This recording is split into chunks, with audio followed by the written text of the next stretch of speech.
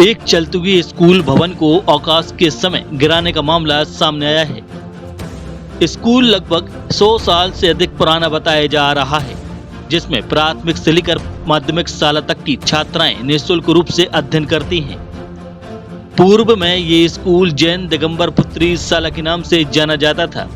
वर्तमान में जैन कन्या शाला के नाम से संचालित हो रहा है।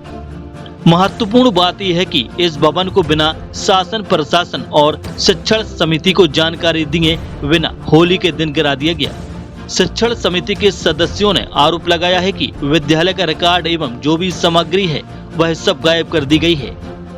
उनका कहना है कि तत्काल ही सूचना पुलिस और प्रशासन को दी गई थी, लेकिन कोई कार्रवाई अभी तक नहीं की गई और अब हम पुलिस अधीक्षक के समक्ष शिकायत पत्र लेकर आए हैं, जिसमें हमने मांग की है कि संबंधितों के खिलाफ आपराधिक प्रकरण दर्ज किया जाए।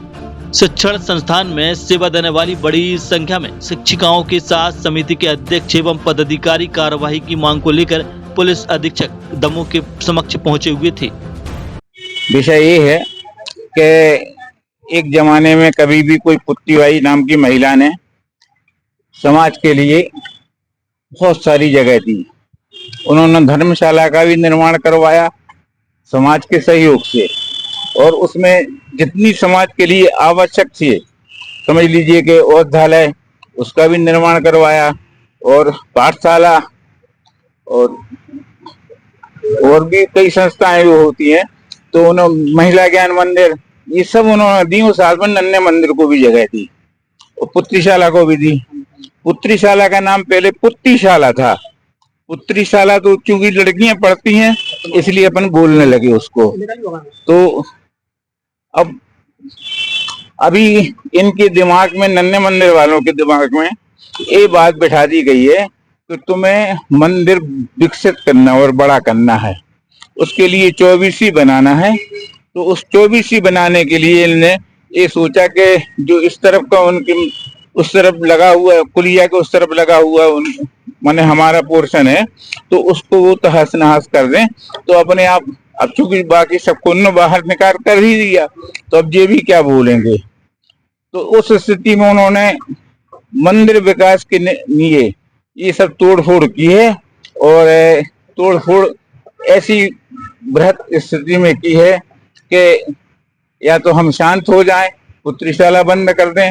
जबकि हमारी उनसे बात हुई थी, भैया पुत्रीशाला की जो जायदाद है वो भी तुम ले लो, लेकिन पुत्रीशाला को जिंदा रखो, कहीं भी उसको चलाओ। हम लोगों कमेटी वालों को इससे कोई सरोकार नहीं है कि हम पुत्रीशाला को हम ही चलाते रहें। हम लोगों ने चला ली, अब तुम चलाने लगो। 30 साल से मैं ये देखता आ रहा हूँ कि वो लोग हमेशा करते थे। और मैं कल एक 85 साल की महिला है जो हमारी पापा की बुआ लगती हैं, और एक हमारी बुआ है 70 साल की। उनका कहना ये है कि सन 50 में भी हाल जेंदर में था, और मैं उस स्कूल में पढ़ी हूँ, और नीचे भी क्लासें लगती थी, ऊपर भी क्लासें लगती थी। ये पोर्शन पूरा पुत्तीशाला का ही था। होली के दिन कब इन लोगों ने तोड़फाड़ कर दी, पूरा सामान अस्त व्यस्त कर दिया, और हम लोगों के हाल में एक भी सामान नहीं मिला। ताले तोड़े गए अलमारियों के, सामान भी गोल है। अब कार्रवाई की नहीं गई, कुछ 2 दिन से देख रहे हैं। पढ़ते हैं बच्चे, संख्या इतनी याद नहीं है, लेकिन पढ़ते हैं बच्चे। एक बच्चा भी पढ़े तो बहुत है। शिक्षा तो शिक्षा दान है। टीचर्स हैं हम लोग, रसोइये हैं, हम है सरकारी पेमेंट पे। निःशुल्क शिक्षा दी जाती है। ST/SC बच्चे हमारे यहाँ। जानकारी कैसे मिली कि आपके हमारी अनुकंपा नियुक्त हुई थी, मदर एक्सपायर हो गई थी। आपको जानकारी कैसे मिली कि आपके स्कूल में तोड़-फोड़ हो रही है? वहां से मंदिर गए, देखा तो फिर सूचना मिली, और 2-4 लोगों ने भी देखा, लेकिन बोलने की दम किसी को नहीं है समाज के विरोध में। तो कुछ लोग हैं गवाही के लिए भी। अब आएगा मैटर तो वो अपने सामने आएंगे। मेरे पास अभी जैन कन्याशाला जो है और धर्मशाला जो परिसर है, उसके कुछ पदाधिकारी यहाँ पर आए हुए थे, जिनका ये कहना था कि 15 मार्च को जिस दिन होली का रंग खेला जा रहा था, उस दिन जो उनके ट्रस्ट के और मंदिर के जो पदाधिकारी हैं उनके द्वारा वहाँ कुछ तोड़फोड़ की गई है, और उनके डॉक्यूमेंट्स और कुछ सामान जो है उनकी कस्टडी से वहाँ से चोरी किए गए हैं। उन्होंने उसके संबंध में कुछ साक्ष्य भी दिए हैं और एक एप्लीकेशन मुझे दी है, और उसमें कार्रवाई करने के लिए उन्होंने अपेक्षा रखी है। मेरी अभी बात अभी इस संबंध में अथॉरिटी ऐसे नहीं हुई है कि उन्होंने वहाँ मौके का मुआयना किया है तो उनको क्या चीजें प्राप्त हुई हैं और अभी टोटलिटी में पूरी शिकायत का हम एक बार जांच करवाते हैं कि मालिकाना हक किसका है और अगर उन्होंने अवैध रूप से तोड़ा है उसको तो उसके पहले कोई नोटिस या किसी प्रकार की कोई लीगल कार्रवाई की है कि नहीं की है।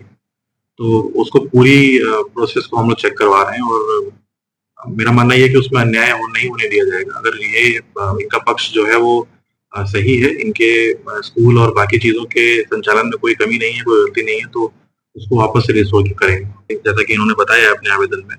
और जिस दिन पूरा शहर होली के त्योहार में वो था, बिजी था, उस दिन अचानक से इस तरह से तोड़फोड़ करना और इस तरह की कार्रवाई करना कुछ संदेह जो है जरूर पैदा करता है। और उसके पूर्व में भी उन्होंने बताया है कि कुछ इस प्रकार से तोड़फोड़ की जा चुकी है। तो इस पूरे मामले को हम लोग संज्ञान में ले रहे हैं और मैं अभी इसमें कलेक्टर साहब से भी चर्चा करता हूँ कि राजस्व की और पुलिस की संयुक्त टीम बना ली जाए और इसको एक बार हम जांच करवा लेते हैं।